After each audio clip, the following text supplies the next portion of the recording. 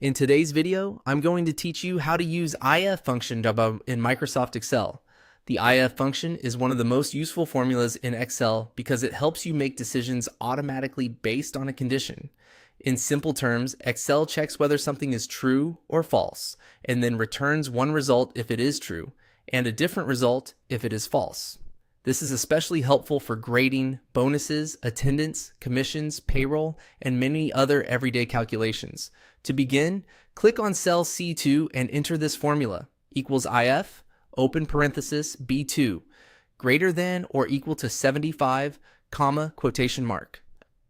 Pass quotation mark, comma, quotation mark, fail quotation mark, then close parenthesis.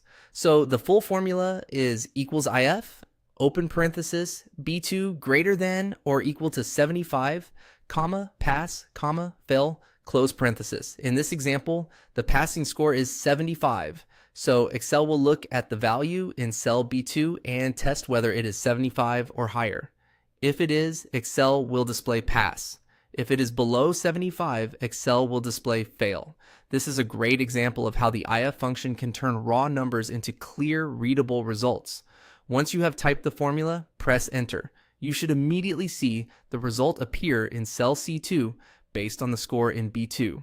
If the score meets the passing mark, the result will be pass.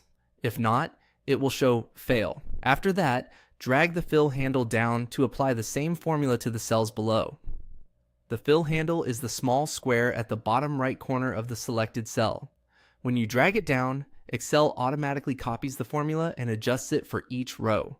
This saves time and ensures that each score is evaluated correctly without retyping the formula again and again. Now let's quickly break down how the formula works. The part B2, greater than or equal to 75, is the logical test. It checks whether the score is at least 75. The word pass is the value returned if that test is true. The word fail is the value returned if the test is false. Understanding these three parts makes it much easier to build your own EF formulas later. Once you get comfortable with this function, you can use the same pattern in many different Excel tasks. It's a simple formula, but it's powerful and extremely practical for organizing and analyzing data efficiently.